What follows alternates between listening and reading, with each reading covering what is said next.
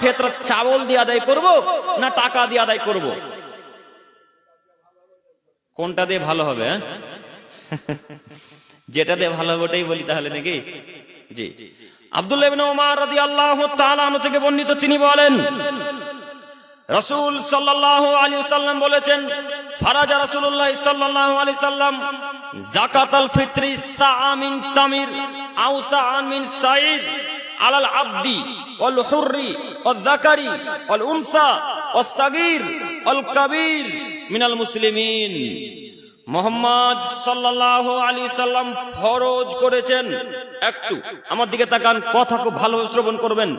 ফারাজা রাসূলুল্লাহ সাল্লাল্লাহু আলাইহি সাল্লাম, আল্লাহর নবী ফরজ করেছেন যাকাতুল ফিত্র, প্রত্যেক মানুষের মাথা পিছু, প্রত্যেক স্বাধীন পুরুষ স্বাধীন নারী, প্রত্যেক কৃতদাস পুরুষ কৃতদাস নারী, প্রত্যেক নারী পুরুষ, প্রত্যেক ছোট বড় ছেলে মেয়ের উপর আল্লাহ রাসূল ফরজ করেছেন একসা করে খাদ্য বস্তু আদায় করা, একসা করে জব, একসা করে খেজুর, একসা করে কিশমিশ, একসা করে খাদ্য।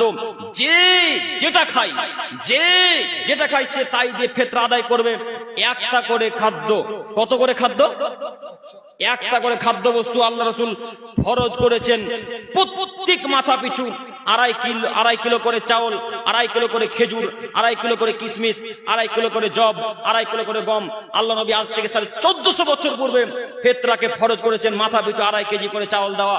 সম্মানিত তিনি ভাই বোন, এখন যারা টাকা দিয়ে ফিতরা আদায় করছে তাদের ফিতরা হবে না, একদম ঝাড়া যাও, তাদের ফিতরা হবে না। আব্দুল করিম সাহেব, সারা পৃথিবীর মানুষ যে টাকা দিয়ে ফিতরা আদায় করছে, সারা পৃথিবীর মানুষ করুক, তাতে আমাদের কি? সারা পৃথিবীর মানুষ যদি টাকা দিয়ে ফিতরা আদায় করে সারা পৃথিবীর মানুষই পাপী। সারা পৃথিবীর মানুষ যদি টাকা দিয়ে ফিতরা আদায় করে সারা পৃথিবীর মানুষই পাপী। সারা পৃথিবীর মানুষ যদি টাকা দিয়ে ফিতরা আদায় করে সারা পৃথিবীর মানুষই পাপী। একটা কথা মাথায় রাখবেন, ফারাজা রাসূলুল্লাহ সাল্লাল্লাহু আলাইহি সাল্লাম, আল্লাহর নবী ফরজ করেছেন, আল্লাহর নবী ফরজ করেছেন, ফরজ করেছেন আল্লাহ নবী, যিনি বলছেন ফরজ করেছি আমি ফিতরাকে মাথা পিছু 2.5 কেজি করে খাদ্য বস্তু, তিনি কে? যিনি বলছেন যে খাদ্য বস্তু দিয়ে ফিতরা আদায় করতে হবে, তিনি কে? তার নাম কি? মুহাম্মদ সাল্লাল্লাহু আলাইহি সাল্লাম। আর যিনি বলছেন টাকা দিয়ে ফিতরা আদায় করতে হবে হলো 3 টাকার মৌলবি। কত টাকার মৌলবি? 3 টাকার মৌলবি, জর্দাখোর। যিনি বলছেন যে ফিতরা ফরজ করেছেন তিনি হলো মুহাম্মদ সাল্লাল্লাহু আলাইহি সাল্লাম। আর যিনি বলছেন টাকা দিয়ে ফিতরা আদায় করা যাবে সে হলো 3 টাকার 3 পয়সার মৌলবি। ওর কথা বাতিল, ওর কথা বাতিল, ওর কথা বাতিল। টাকা দিয়ে ফিতরা আদায় করা না যায়, টাকা দিয়ে ফিতরা আদায় করা না যায়, টাকা দিয়ে ফিতরা আদায় করা না যায়। ও 3 নম্বর শ্রেণীর মৌলবি, 3 নম্বর শ্রেণীর আলেম। মানুষের কাছে ভালো হওয়ার জন্য, মসজিদ মাদ্রাসার কমিটির কাছে ভালো হওয়ার জন্য ও বলছে টাকা দিয়ে ফিতরা আদায় করা যায়। কিসের টাকা দিয়ে ফিতরা আদায় করা যায়? আপনি কি মনে করেন সাহাবাদের যুগে ফিতরার টাকা ছিল না? সাহাবাদের যুগের দিনার ছিল না? সাহাবাদের যুগে দিনার ছিল না? সাহাবাদের যুগে স্বর্ণ ছিল না? সাহাবাদের যুগে আপনার রূপা ছিল না? তাদের যুগে সবকিছু ছিল। তাদের যুগে আপনাদের চাইতে অনেক ধনী মানুষ ছিল, তাদের যুগে আপনাদের চাইতে অনেক ধনী মানুষ ছিল। তাদের যুগে ছিল স্বর্ণ, তাদের যুগে ছিল দিরহাম, তাদের যুগে ছিল রূপা, তাদের যুগে ছিল অনেক টাকা পয়সা। তারপরেও তারা টাকা দিলেন না ফিতরাতে।